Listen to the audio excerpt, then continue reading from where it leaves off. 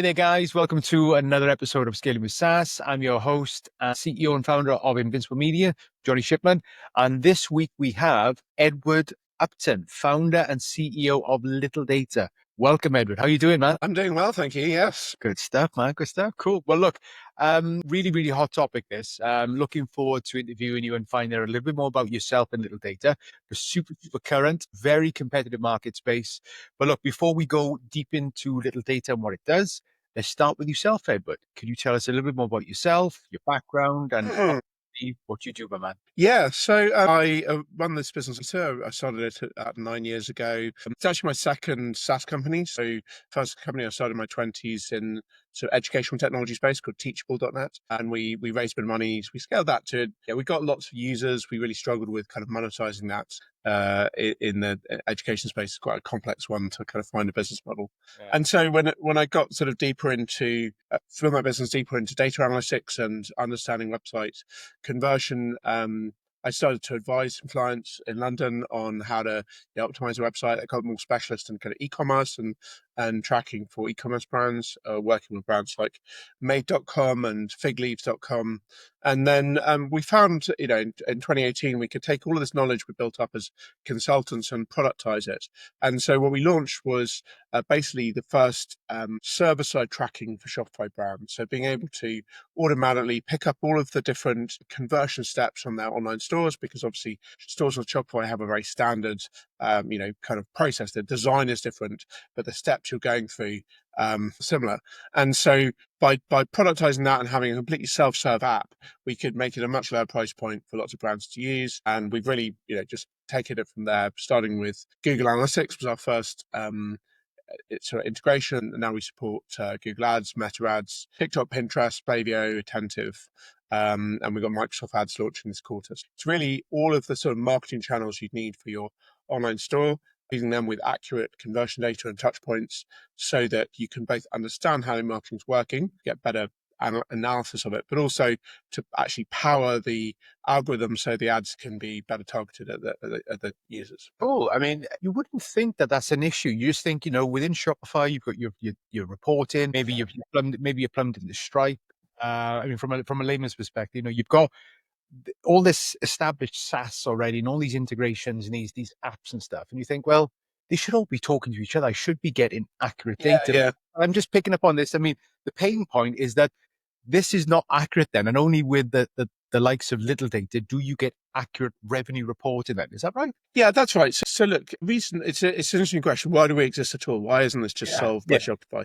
So there's two reasons. The first reason is that they obviously have their own Shopify analytics that sits within your kind of admin, and obviously all the basic stuff like, how many orders they do today, which products are top selling this month, that sort of stuff you can do very easily, and there's no need to replace that.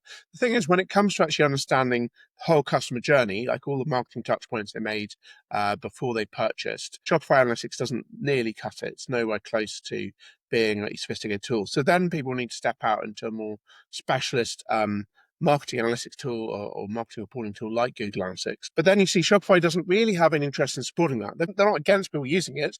They just don't need to build that into their product, because obviously their interest is to keep you in Shopify admin and Shopify Analytics. So what they said is, hey, Google will support that for you. There's this Google app out there. It's called the Google and YouTube app, or a similar thing with Meta. It's called the Facebook and Instagram app. But by the way, those tech companies never heard of that. They don't care about maintaining those. Google isn't in the business of building integrations to all these other platforms. They've got much bigger fish to fry in AI. So the reality is it falls down the cracks. Brands need to use these other marketing channels.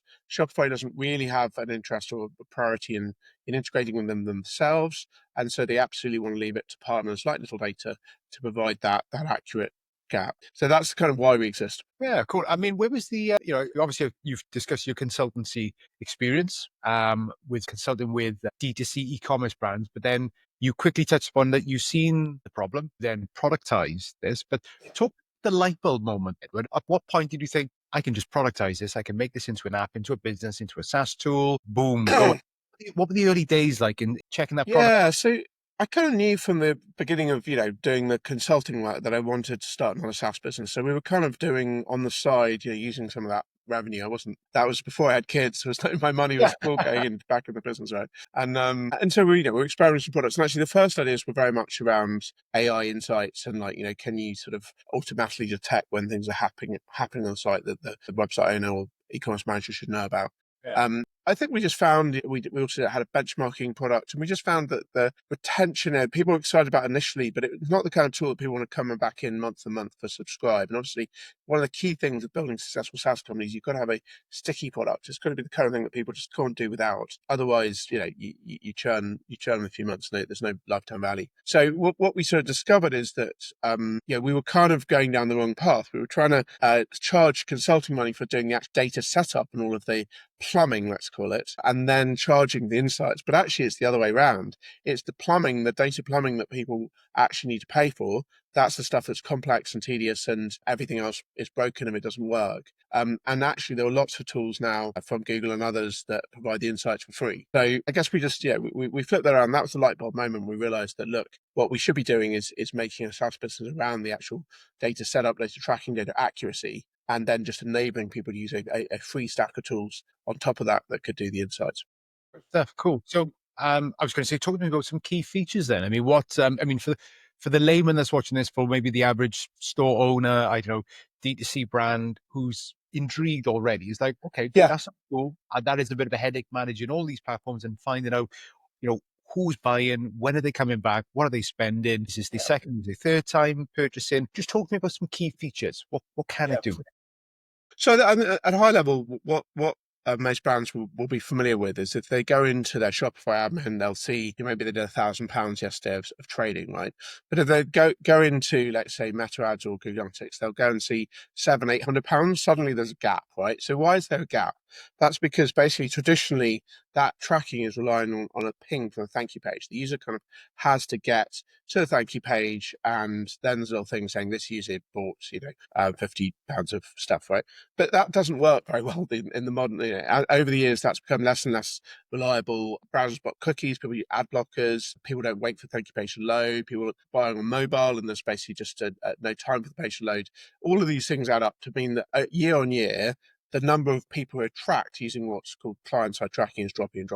So that revenue gap exists. That revenue gap means that the brand is getting, first of all, from an analytics point of view, you've kind of got a black hole of stuff you just don't know where that revenue came from. But also from a targeting point of view, if you go back to Meta Ads, like let's say you only feeding them 70% of the conversions, that means your budget is only 70% optimized, because for all it knows, there could be a great campaign that's performing really well, but you just never track the conversion from that 30%.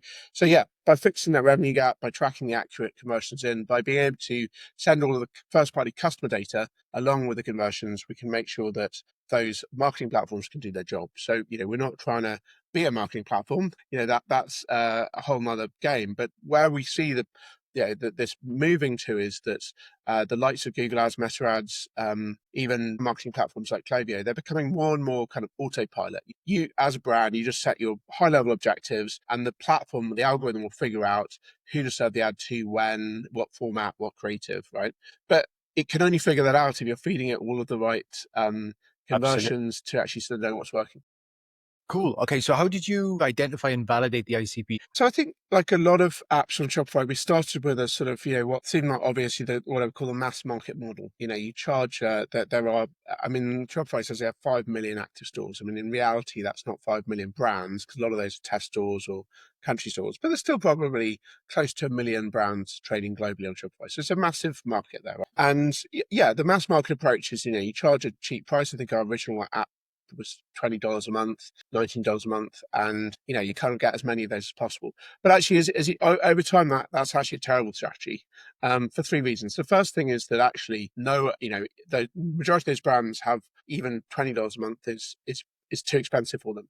So their price tolerance is very, very low. You can have a free app strategy, but $20, you're not going to get many users. The second problem is that small stores churn, and they've churned for lots of reasons outside your control. It's not because they don't like the product. Often they're just not stable businesses. They haven't got funding. They haven't got enough customers to pay the overhead, etc. So we see that once brands progress to being beyond about 2 million, so we think of dollars because the whole ecosystem turnover. in pounds, but turnover, they start to get to a period of stability where you're kind of making like enough margin on that to pay all the overheads and the kind of, actually have a full-time team and all of that thing. And then actually they've become much more stable customers for us.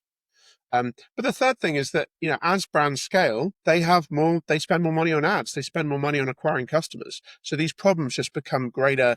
There's greater return on investment because you're saving them more money. So I think for that reason, what the ICP is still broadly an industry, like we can serve brands in any industry as long as they're on Shopify, but it's definitely moved up market. So what we say now is the ICP is kind of, 5 to 200 million dollar business on Shopify. I mean, it could go higher than that. There just aren't that many $100 million companies on Shopify. But there's a massive market. What we think was the upper mid market, which is the sort of 5 to 100 million, that are very stable. They have an established niche brand. They're selling whatever it is. Global, all Skincare the products. distribution channel is, the supply Yeah, is in, it's all yeah. nailed down, Salesforce. Yeah. And so we can just come in and just immediately just be this turn on like better data upgrade that they can just, power their marketing more efficiently. So that's kind of where we've got to, is we can still serve the smaller customers. We have flexible pricing. So one of the things we launched, well, there's two things to actually help with the smaller end of the market. One was a flex plan, basically pay as you go pricing, which is quite cool for brands that have so for a classic example, we have a couple of Christmas tree selling brands. Obviously, just scale up. They literally scale up. So they do all their orders in 1 month, and then they spin it down again. So we're happy to support them, but the kind of month-on-month pricing doesn't work for them. And then the other thing we've launched more recently is a free app. So we now have basically a light version of our original Google Analytics connection, because what we've seen in the App Store is that's evolved, and that's the world we're in, Shopify App Store. And you see the same thing with Apple's App Store. You see almost no successful apps that are actually trying to charge an upfront fee. It's all a freemium model, because you've got to get the mechanics work. You've got to get installs and reviews, and that drives a viral mechanism of more installs. And then obviously that user base you can push into the paid model. Got you, cool. And obviously, the bigger the client, the bigger the black holes, then the more value Correct. you can add as well. Yeah. So we can charge them more, but then they're getting relatively more return on investment. Yeah, absolutely. All to do with the CAC. Cool. I mean, what were the early days like then, Ed? We've got this productized strategy. You've got your JCP dialed in. You've just got to get this to market. You've got to have conversations. You've got to get demos in. Yeah. The development. The last 6 years, I'd be shocked at how, if he told me that it take this long to scale the business. I mean, I just thought that stuff would all happen, but organically people just find out about it. They just carry on paying. But no, my word, like 6 years later, we are still growing every year, but it is hard work still. There's a few reasons for that. I mean, in the e-com world particularly, we have this thing which I think I described as the post-COVID hangover. The world went nuts. I think a lot of agencies suffer from this too, right? Went nuts in 2021. Brands were just throwing money at online. Lots of people rebuilding their stores. Anything that said marketing data, honestly, they're like, yeah, have some of that. Fighting them off. Subs coming in, Yeah.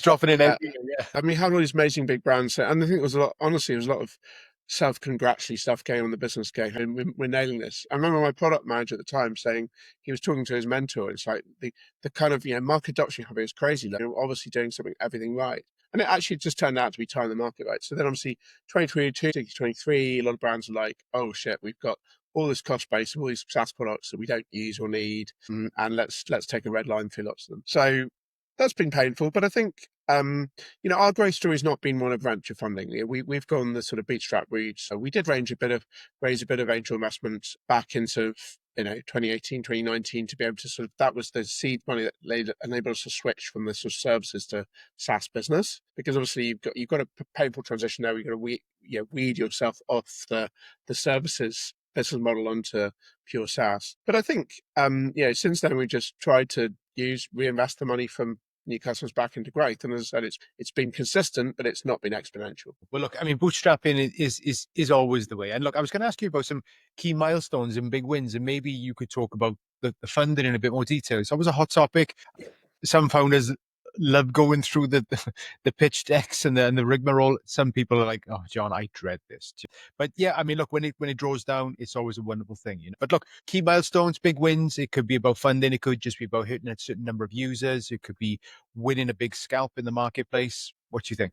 God, I mean, so a long period of history. I mean, I think, okay, let's talk about funding milestones. So yes, first of all, like, I said, we closed, I think in a couple of early rounds, we closed about 500,000. And that felt pretty good at the time because, we were only, funding's all relative to the amount of money you're spending. But at the time we had a fairly lean team, I think of, about 6 people, I think, when we started to close the first running round. And so, money's not getting out the door that fast. That feels like it's going to last you a few years. And then I think, as I said, it got a bit hairier. We then raised a bit more money in 2020. It looks like it was all going well. And we made the mistake of over hiring. And I think a lot of SaaS companies did at the time. It looks like trajectory going up. And so we had this principle, I think we borrowed from some sort of venture capital manual, which is sort of hiring ahead of the curve. The curve's going to give up. So you're just trying to get people in to sort of handle the uptake. But then unfortunately, as I said, times changed.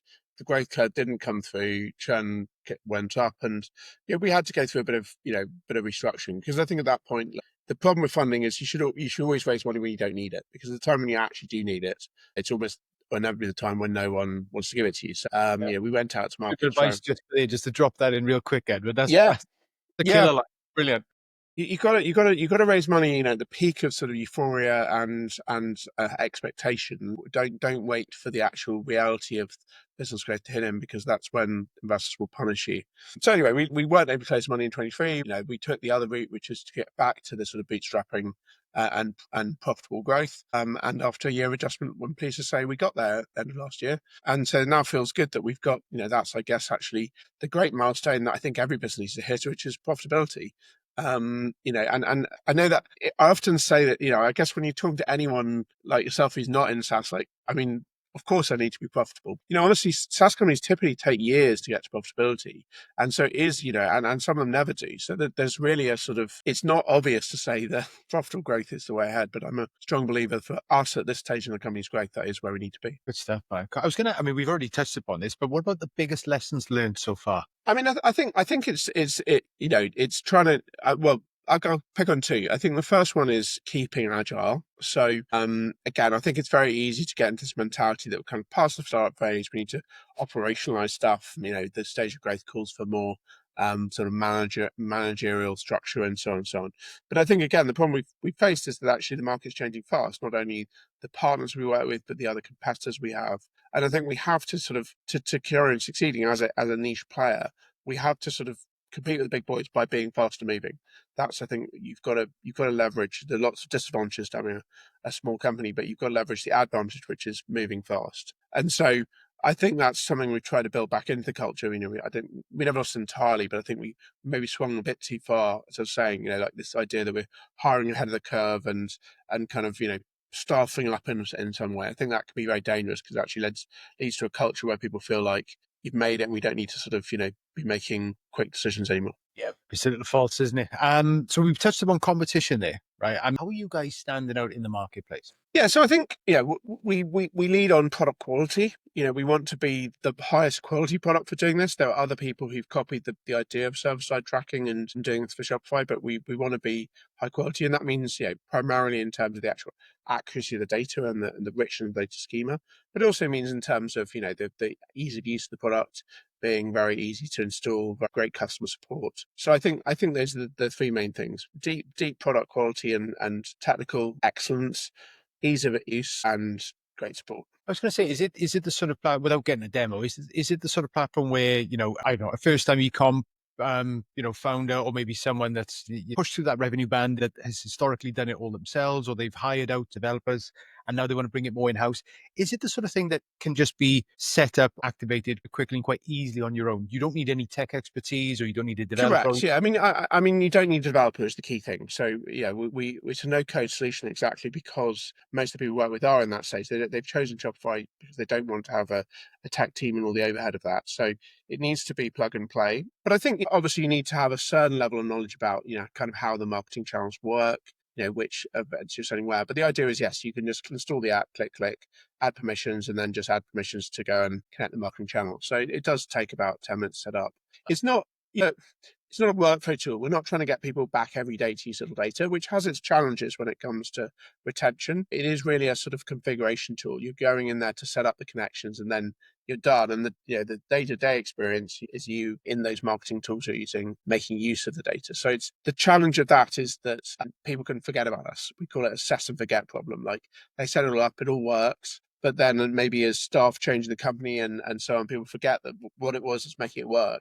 And we're constantly trying to come up with sort of ways we can just prompt them, whether it's for our newsletter or in-app notifications or, emails saying, hey, we process this amount for you. It's just about being able to say we exist and we're still doing the job you got us for. Yeah, good stuff. I think it's quite easy to do the set and forget, and all of a sudden you just lose a bit of contact with your account manager if you.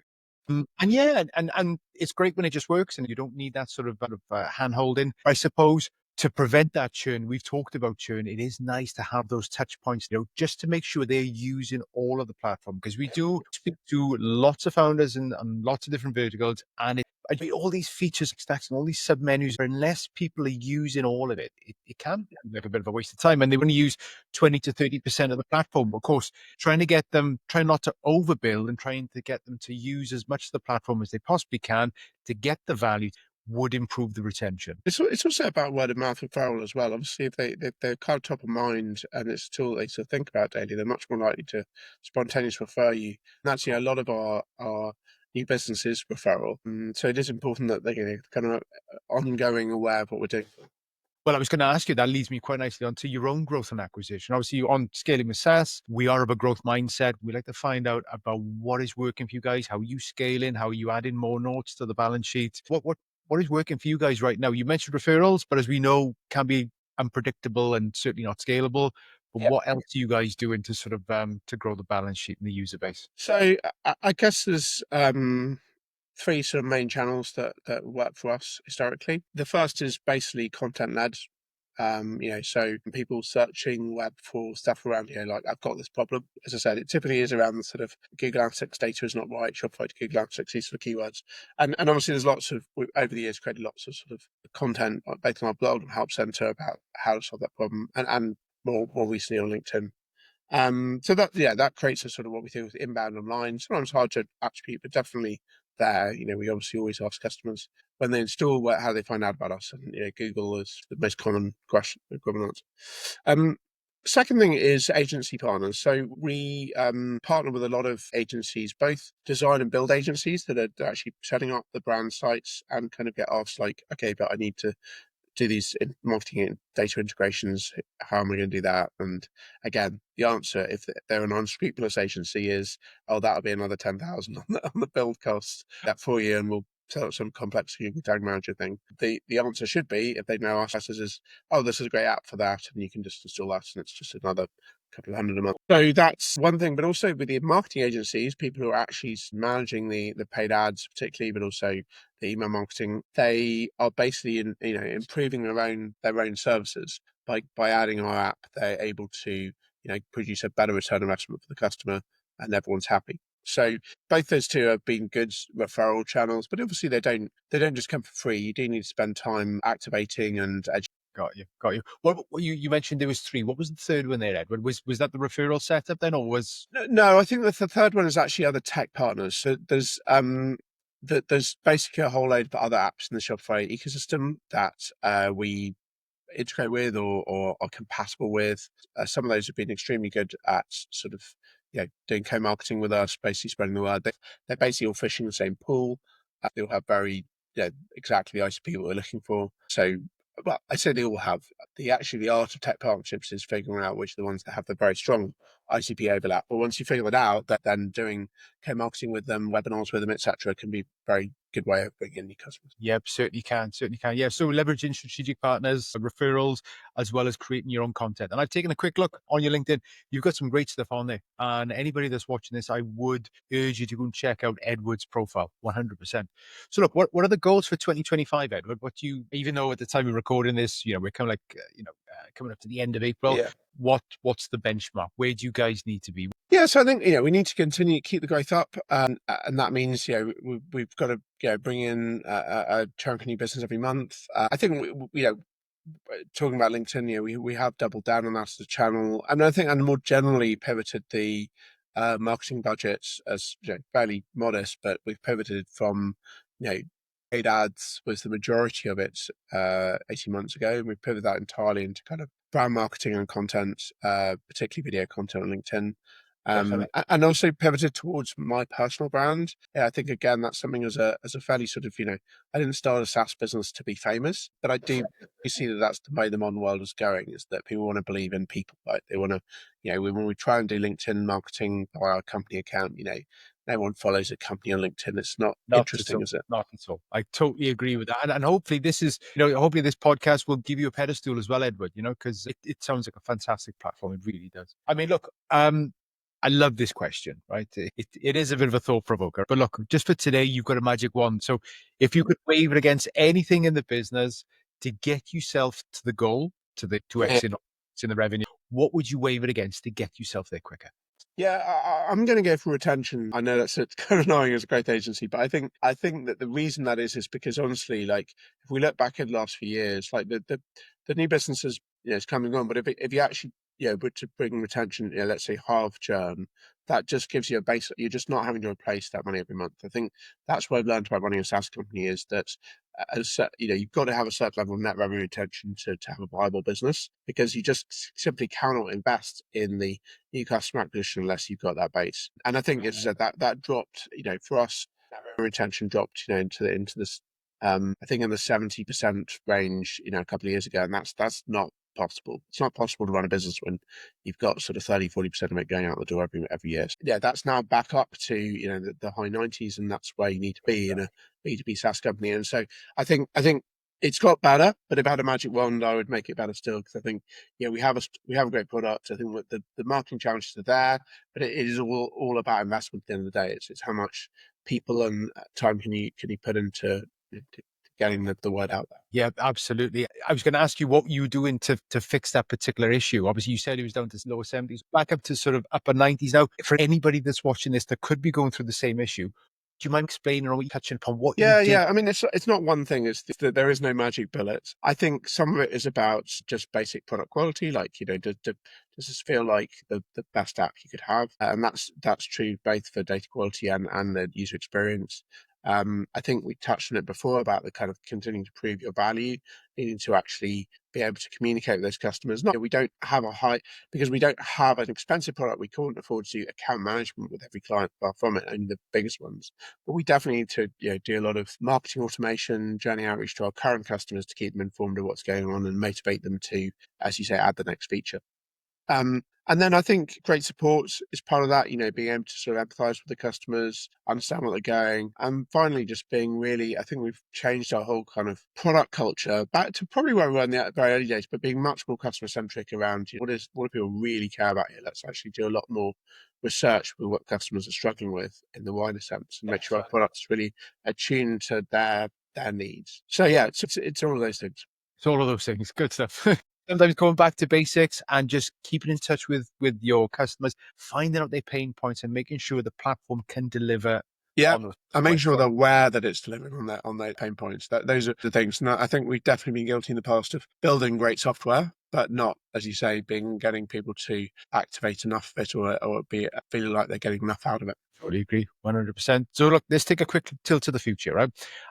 What are the biggest opportunities in your space? What gets you really excited at the moment? I mean, I think the evolution of AI is very exciting. I'm still on the fence about the commercial opportunities directly. I still think a lot of the value there will accrue to the sort of big tech giants that are investing in the infrastructure. But I think there's definitely opportunity there, and I think it's a must do in our world to follow what's going on and facilitate that. So I think I see that it's not like a short term thing for us, but over 5 years, AI is absolutely going to transform all of our lives. So we have to keep on top of that.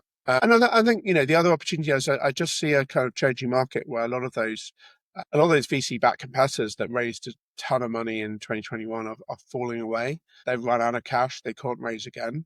And so I see the kind of the playing field clearing and some really nice opportunities to use the kind of, the analogy to kick the ball upfield and run for it. Because I think there's just there's a lot less sort of melee in the middle now. At the time of recording this, are some of your clients feeling the pinch for this tariff talk? Definitely currently on companies' minds. I mean, I think it's a mug's game to predict where that all ends up, but I definitely think there are a couple of businesses we're aware of that are very heavily impacted. All of their production in China, all of their consumption in America. That means they're basically paying 150% tax on everything, which is hard. And I think no business can survive more than doubling of their costs. And in this case, they currently pass those costs on to customers because they are a subscription business that has kind of like fixed pricing. Yeah, there are some businesses that will be very hard hit. I think a lot of the companies we work with are kind of international enough to be able to work our way around it, other geos, etc. We can see what he's trying to do. Hopefully, if the glass is half full, you're going to get a lot more American-based e-commerce. So, but there's a brilliant founder who was sort of illustrating this on a LinkedIn video last week about, just how long that takes. Okay, I'll take Apple, for example. Apple knew about the China problem they had from Trump's first term. So this is going back 6 years. And in 6 years, they've managed to shift 20% of their manufacturing out of China. 20%. That's Apple, one of the world's biggest companies. So imagine if you're a small e-com company that has got one source, it's just not possible to switch suppliers and reshore into America. So maybe over 5-10 years, it brings manufacturing back. In the short term, all it does is just put businesses out of. Yeah, that's it. It's that short-term gap, isn't it? But look, what would you do differently if you had to start again? I mean, I think I wouldn't pick a different market and stuff. I think I'd probably go about the business in a slightly different way.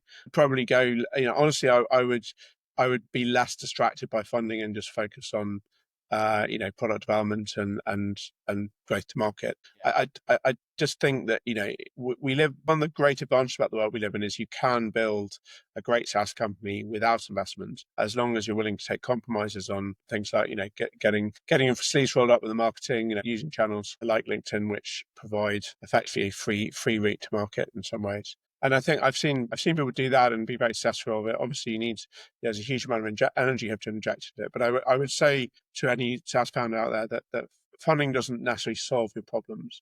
It is, in some cases, essential just to get off the ground. But I think it can bring as many problems as it solves. You've pretty much answered the next question, right? Which is about what advice would you give to other founders or the leaders within the SaaS space? Just that bootstrap. Don't take the check because it seems easier or glamorous. I think the best quote I had from a very experienced VC is he said, "Do you want to be famous?" Because he said, "Venture capital won't make you rich; it'll just make you famous. You'll end up with 10% of a big business that people know about, rather than 100% of a small business which people don't know about." That's simply the question is, do you want to be famous? If you do, then go and start the next Uber or whatever. You'll have column inches written about you. But you know what? If you just want to make a good outcome financially, keep the share of the business and keep us. Unusual advice from a VC that would want to invest in your business. Okay, I mean, what about any developments, any news, any rollouts, anything cool that we should be aware of now for Littledata? Anything we need to keep our eyes on? Yeah, I mean, I think you see some pretty cool stuff coming from us later this year with AI. I think in short term, the simple messages with the free Google Analytics connector. If you're a Shopify brand or brands, friends who are trading on Shopify, we launched the free app exactly so people could have a totally kind of barrier-free, tariff-free way of getting this accurate data and getting started. And we hope that encourages brands to basically enable their analysis, but then obviously in time upgrade to some of the other things that later can. Good stuff. I think we'll try and grab ourselves a link or URL, maybe a demo link or something. We'll stick this in the description for you there, Edward. So look, let's just finish up with a quick fire round, right? Just say whatever comes into your head. I think I already know the answer to the first one, but best marketing channel right now? LinkedIn. Bing, there we go. One tool you couldn't live without? Slack. Yep. 100%. I fully agree with that one. I love Slack. Biggest mistake you've learned from, other than the funding thing, maybe? Yeah, hiring ahead of the curve, like trying to sort of fill roles that are not desperately needed right now. And what about the best piece of advice that you've ever received? Get lean, stay lean. Stay lean. Not only in the gym. Amazing. Not only in the gym. Edward, I am done, my man. That was a really cool, nice and snappy, deep, insightful interview there. So look, guys, if you're curious to find out more about Littledata or you'd like to speak to Edward about anything, we're going to put some links in the description. It'll be to Edward's handle on LinkedIn, as well as maybe a demo link, or maybe directly to the website for Littledata. But look, Edward, nothing more from me, my man. Listen, wishing you guys massive, massive success now over the next sort of 12 months and for 2025. Thank you very much, and hopefully speak to you again. Thank you very much. Cool. We're out.